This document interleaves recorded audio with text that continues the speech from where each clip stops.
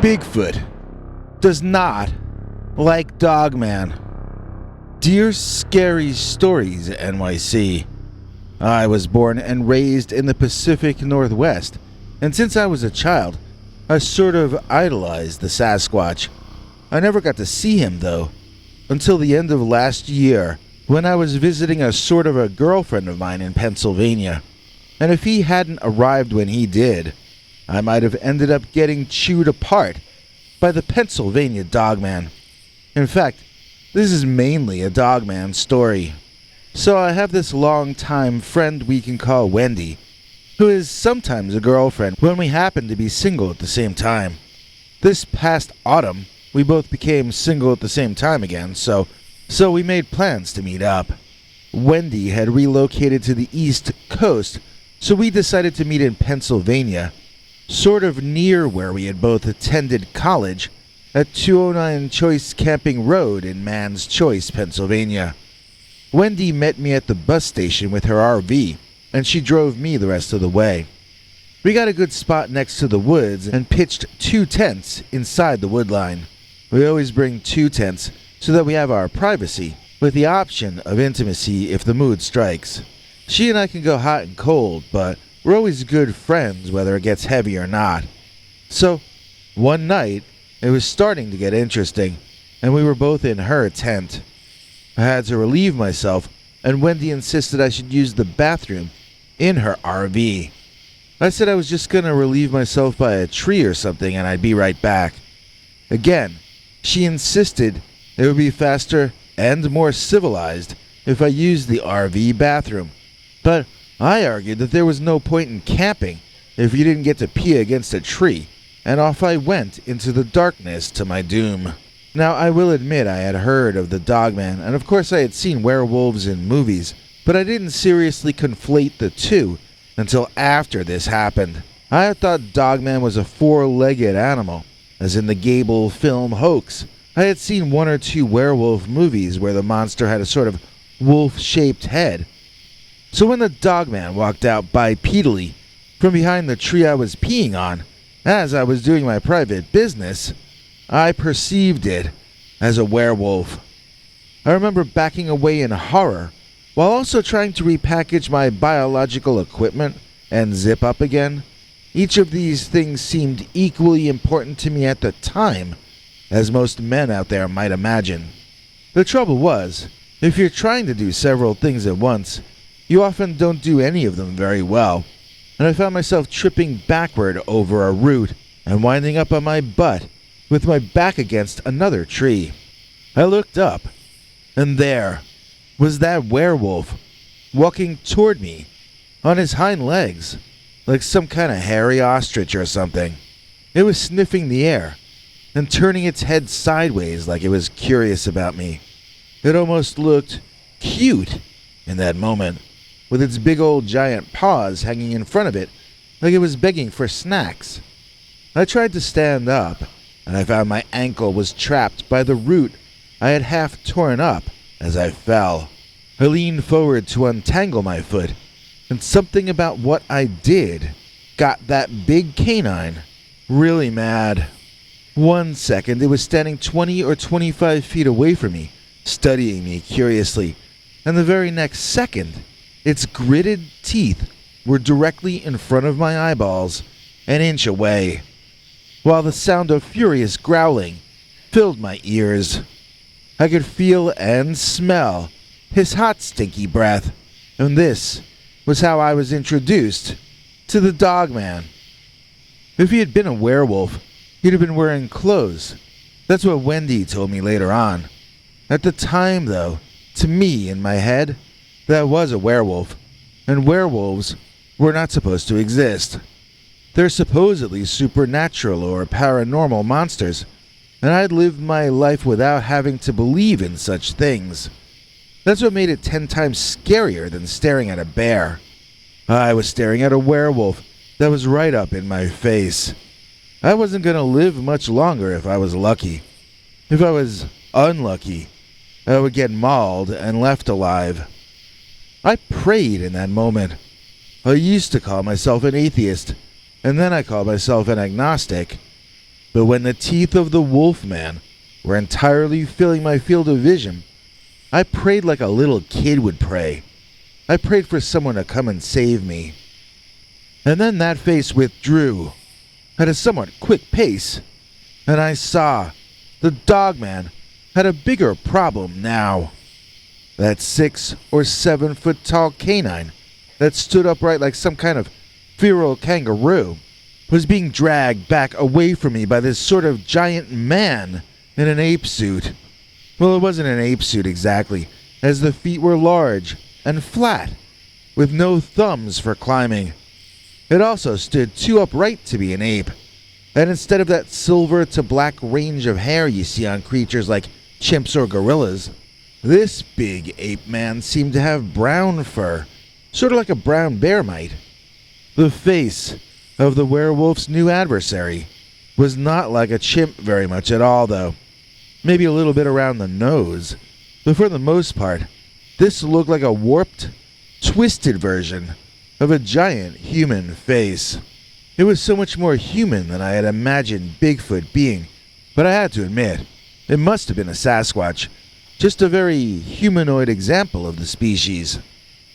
The hands also looked like big Fred Flintstone versions of human hands, everything sized up on a man-like creature far larger than any of us ever get. So, now the situation had just gotten twice as impossible, and my chances of survival seemed to me even slimmer. The two creatures were battling, and I was stuck exactly where I was, tied to the spot, like a human sacrifice. I supposed that whoever won the fight would win me in the process, and I began hyperventilating.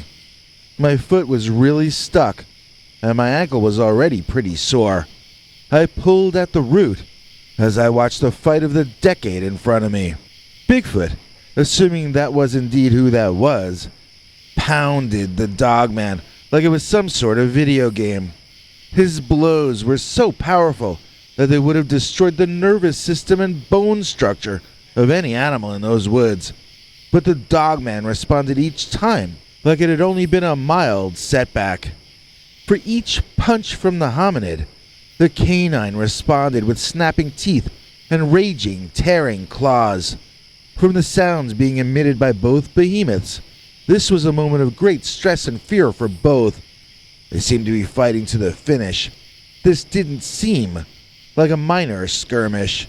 Both sides seemed in this for keeps, and both sides were aware that the other side could do them in at any moment. I have to say, I was rooting for the Squatch. Even if he stomped me to death with his big feet after he won, I'd still rather he beat the dog down. I'm not sure why. I guess it's just that I've always been such a Bigfoot fan since I was a little kid. I remember seeing him on $6 Million Man reruns, and I was rooting for Bigfoot to beat Steve Austin. Every version of Bigfoot is alright with me. I like the ones that look like monkeys. I like the ones that look like humans. I like the ones that eat meat products on TV commercials. I like the ones that look like they have developmental problems. I was always just fascinated by Bigfoot. I even like Bigfoot hoaxes. Why? Because they're about Bigfoot, which is my favorite subject. So, to see his bone-crunching fists pounding that impossible canine with my own eyes, it was a very special moment. Of course, at the time I was wondering if it was the last thing I was ever going to see, but now looking back on it, I'm very grateful to have been there.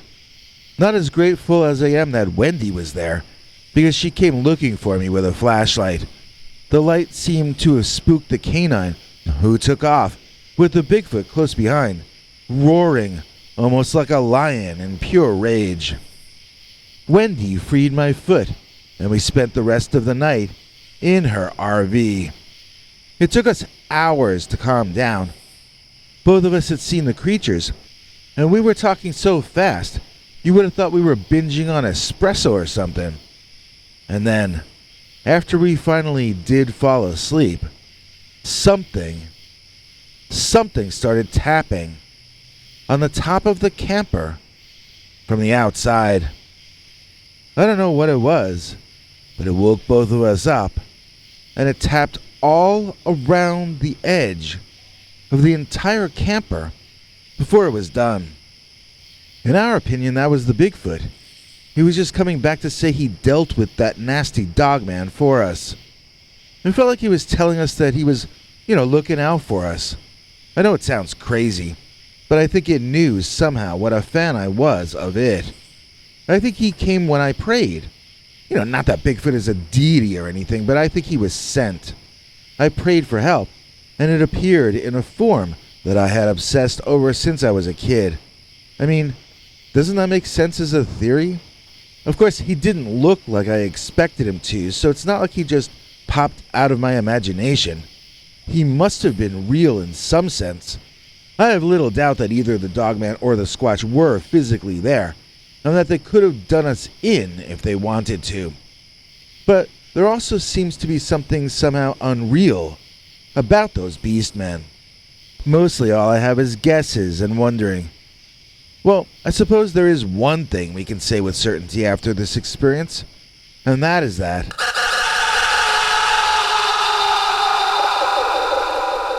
Bigfoot does not like Dogman. What's better than a Dogman story? That's easy. 2 Dogman stories, which is why we're declaring this week Double Down Dogman Week. We're gonna have not 1, but 2 Dogman stories per day, one at 10 a.m. and the other at 7 p.m. That's 10 shows in 5 days, Monday, March 14th through Friday, March 18th, right here on Scary Stories NYC.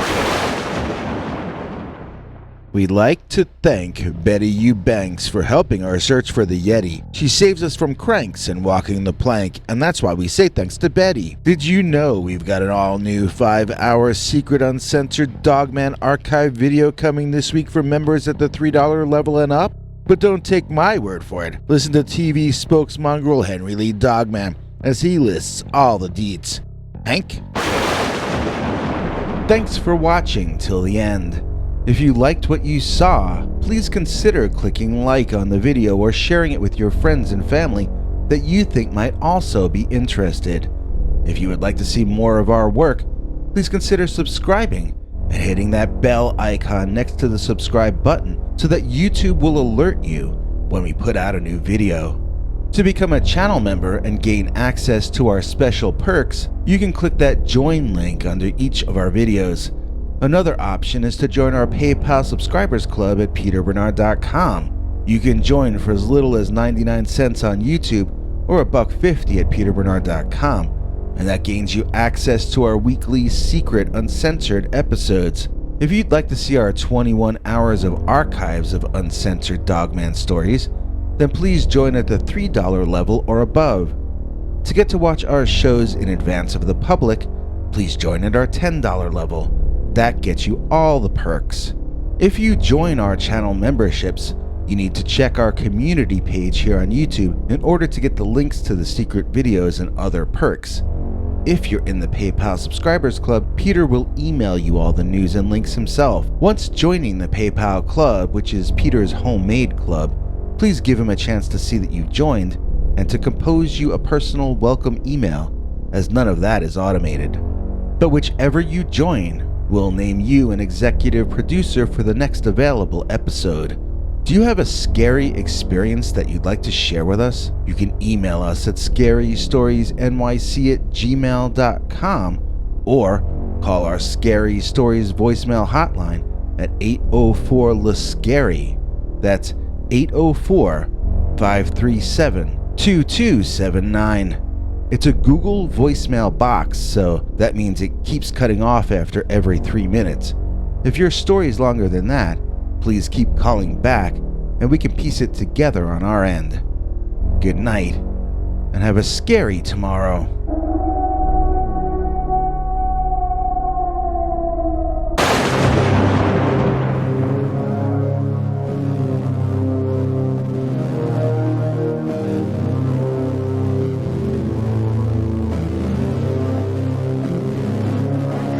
Come back for more scary stories.